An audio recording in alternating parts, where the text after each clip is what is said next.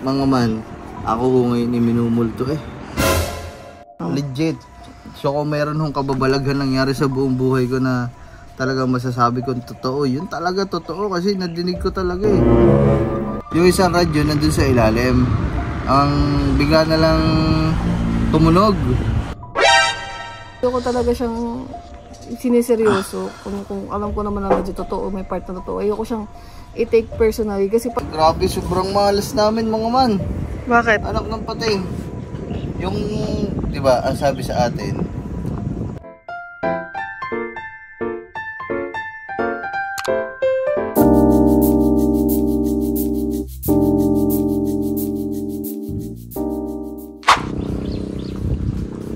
hello po. Pengi po 5 piso. ano yung vlog? Wala lang.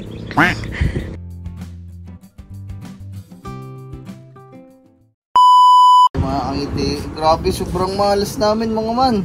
Bakit? Anak ng pating. Yung, di ba, ang sabi sa atin,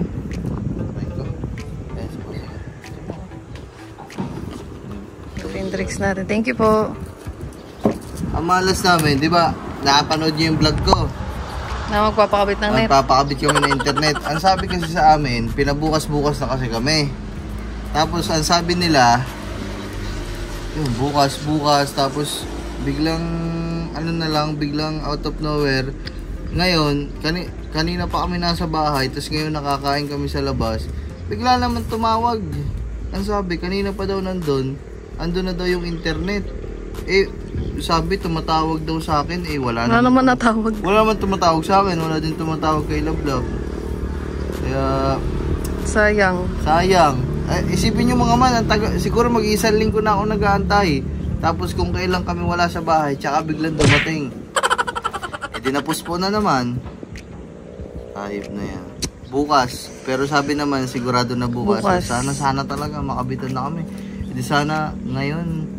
Ay, mamaya no, may wifi na sana tayo. Ay, shoutout pala sa lahat na nag-comment na yung ano, yung Starlink, yung kay Kapanalig, kasi yung lahat yung ano. Sabi sa'yo, yun dahil gamitin mo. Oo, kasi medyo ano yun. Mahal. Ang laki ng presyo nun mga man, pricey yun. Dati kasi, parang nag-promo yun na 20,000 nung Pasko. Tapos parang ngayon, bumalik ata sa regular price na 30,000 something. Hindi ko alam mga man, hindi ko sigurado kasi may nagko-comment na nababasa ko. Tapos, may monthly ka pa din dun eh. Huh? Ewan, parang ganun yung pagkakaalam ko. Meron kang 30,000 na installation para dun sa mismo satellite. Tapos, may babayadan ka pa monthly. Tapos, ang mahirap pa dun kasi nga, international siya, mag-aantay ka pa din kasi o-orderin mo pa yung love eh. O-orderin mo pa siya. Tapos matagal pa talaga dumating. Kaya hindi na yun yung kinuha mo. Oo, yun mga man. Pero kung may budget naman tayo, tsaka kung hindi naman tayo nagmamadali, pwede naman yun. Ay, salamat pala sa lahat na nagko-comment dyan. Yan na guys. Ganda dito mga man. Wow. Solo namin, inarkila. Yeah, inarkila namin tong kainan. Yung view. Parang yung buhay natin, parang kadugtong na ng mga kubo, no? Bakit? Huh? Bakit? Oo nga ako. Ba't ba ako nakatayo? Hindi ko alam yun. Kumbaga parang ano, kung saan tayo pumunta laging parang merong kubo. No? Gandang view. Maganda dito hapon, tsaka umaga, tsaka gabi. Parehas lahat na isang araw lang yun eh. Ay, ibig sabihin dun, maganda pumunta dito anytime. Ayun nga ang ibig sabihin. Yan guys. Yan, pasensya na din pala kay na kuya kasi kanina nung tumawagan ni ng Grace, ang sabi, nandun daw. Sabi namin ano lang, take out. Sabi namin dito sa kanila, pa-take out na lang ng order. Tapos nung nakausap namin, bukas na lang daw. Sabi ulit namin dito sa kanila, dine-in na. Nagkaloko ah. Ang hirap ba ng gayong buhay? Uy mga man, sana all. Ganda ng pang-vlog ni Kang Iti, iPhone. Tayo naka-DSLR. Ano eh.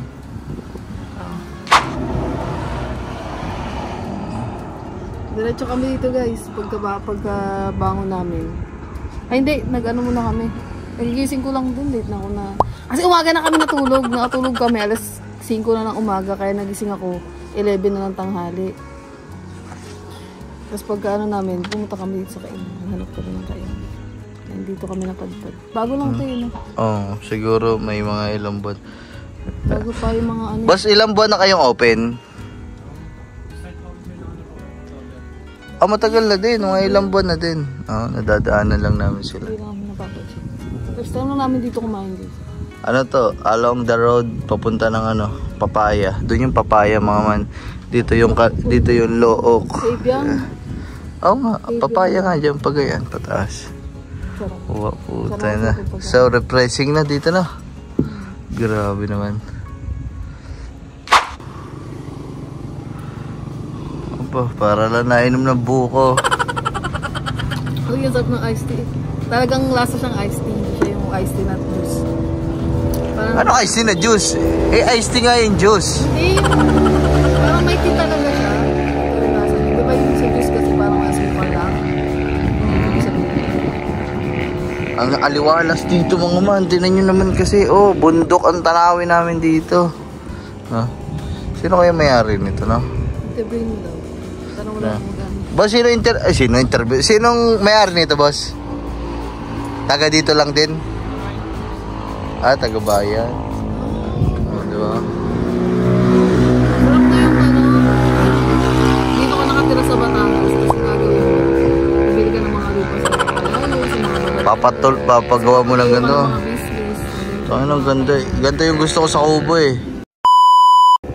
Against the light kasi ako dyan. Ang itim, pa ganito. Ang itim ko na nga. Ang pinapaitim mo pa lalo eh. So yung mga mahal, bali. Abangan nyo pala. Ay, maitim ka talaga eh.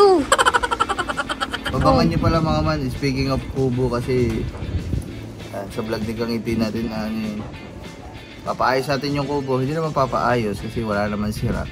Ipapa-enhance natin. So hindi ko alam kung lalagyan ng second floor o babaguhin yung isang buong kubo para gawing isang buo na para mas malaki yung kwarto. Hindi ko alam. Basta abangan nyo mga man. Sure na ba yun, love? 50-50, char. Hindi, sure. Sure na. So ayan, 90%. bali abangan nyo sa mga susunod na araw siguro. Yeah. Tsaka maganda na yun kasi kung may wifi na tayo, mas mabilis ka na makakapag-upload nun. Diba? Kaya yun, sana gila, bububo ka na dun. Kaya mo na maitim ako. Maitim ka talaga, love. Sorry. Ay, may kikwento na lang ako sa kanila. Ano? Mga man, ako ngayon minumulto eh. Araw-araw na may nangyayaring kababalagan sa akin. Bakit naman? Nung unang gabi, di madaling araw na, nagkaagwatan kami mga man. Kaagwatan kami siguro mga alas 3 na madaling araw. Mga Kakatas lang natin manood. 2:40 AM. Anong pinanood natin nun? Hindi ko natanda eh. Di pagkatapos namin matulog, umuwi na sina Ponce, sina Katuba, si Lablab pumasok na din sa kwarto. Ako kasi mga man, may tumunog din. hindi, yung upuan, gumalaw. Ako kasi mga man, ngayon, pailang araw ko na ba natutulog sa labas?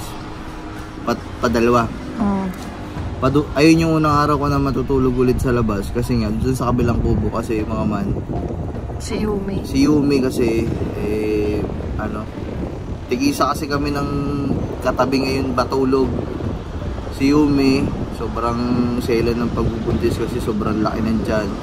Kaya yun sabi ko kay Lablab, si Yumi muna yung katabi niya sa kama.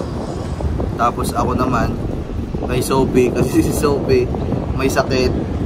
Diba? Kaya muna, parents duty. Patayin mo ng mga anak. Tigisa kami ng inahalagaan, katabi matulog siya, si Yumi buntis, si Sophie sa akin dun sa kabilang kubo kasi may sakit. Bale ganon, di pumasok na si Kangiti sa loob, tapos umuwi na sila. Bandang sakto alas 3 nag-edit ako, biglang yung isang radyo nandun sa ilalim, bigla na lang tumunog. Biglang sabi, kuya. Sabi ganun. Boses babae. Tanda ko, hindi ko makakalimutan. Boses ni Chloe, tsaka ni Mami. Pero mas boses ni Chloe. Bigla nagradyo. Sabi, Kuya, hindi na, pag ganun ako. Ang nasa isip ko, yung isang radyo na dala nila. Pagbangon ko dun sa kinakahigaan ko, nakita ko yung isang radyo. Yan, kunwari, ito yung radyo, nandyan. Pagbangon ko ganun, nandito. Pagtingin ko, nandun. Yung isa, nandun sa lamesa, at yung isang tumunog, nandun sa may ilalim, sa may dun banda. Tapos pagtingin ko dun sa isang radyo, patay. Yung isang tumunog, ayun lang yung buhay. Grabe. Alas 3 na madaling araw. Yun, sabihin na natin na yung mga radyo, alam ko may magko-comment dyan. Alam ko din naman, may magko-comment dyan na syempre radyo yan, makakasagap ng channel yan, makakasagap ng ibang frequency. So, alam ko yun mga man, ang sa akin lang, apaka-imposible, alas 3 na madaling araw. Tapos, ang sasabihin lang, boses ng babae, kuya. Parang tinatawag ka talaga, lakas, kuya, abing ganun. Tapos, nung niradyohan ko naman ulit, hindi naman sumasagot. O, diba? Kung talagang may nasagap lang yun, at kung sasagot sana yun. Pag sabi ko, ay, sino to? Bakit? Sino to? Ayaw na sumagot. Tapos nun, natakot ako. Ginising ko si Gagamboy, tulog na. Nandun sa lapag. Takot na takot din si Gagamboy, umuwi sa kanila eh. Tapos si Love naman. Ginising niya ako, antok na antok ako. Ginising niya ako nun, naantok pa ako, hindi ko maintindihan yung sinasabi niya kasi parang kakatulog ko lang nun eh. Tapos yun, sabi ko pumasok na siya. Hindi ka pa rin pumasok nun, di ba? Oo. Bumabas pa din siya. Tapos ako, nakatulog na ako. Wala itong pakialam eh. Hindi kasi ayoko na, pag kasi about sa mga multo, ayoko talaga siyang siniseryoso. Kung alam ko naman na medyo totoo, may part na totoo, ayoko siyang i-take personally. Kasi pag tinake mo seriously yung mga ganun, parang papasok siya sa yung mind mo eh. Diba?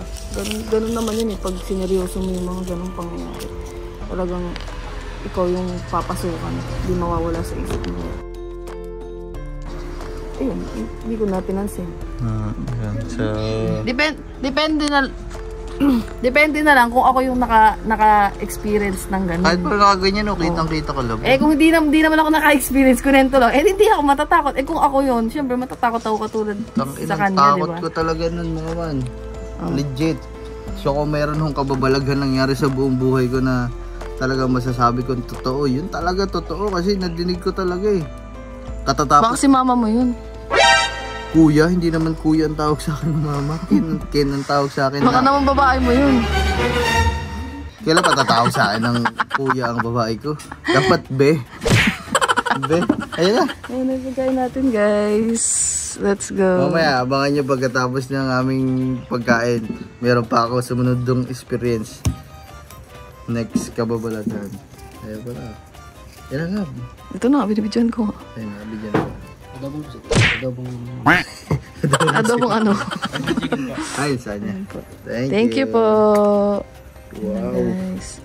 Uy, sarap. Grabe, busog-lusog na dito. Wait lang. Then guys, kakain na muna kami. Kain. Let's go. So yung mga kangiti, ubos na kami. Tapos na kami kumain. Ayan na mga boss. Sarap lab. Sarap. Sarap guys. Sarap ng mangga. Itong sabaw. Ng gulay. Tsaka chicken. Go. Babayad na tayo dahil tayo ay nalarga na.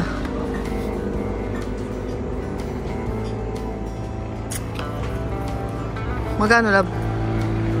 700 plus.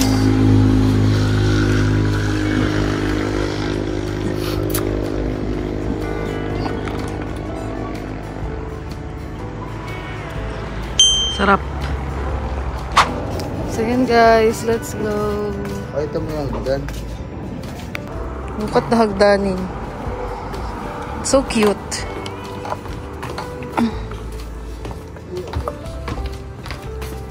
Here's the first floor. Ayan siya guys. Hawak mo. Pwede ba magtayo rin sa restaurant? Kaya nga.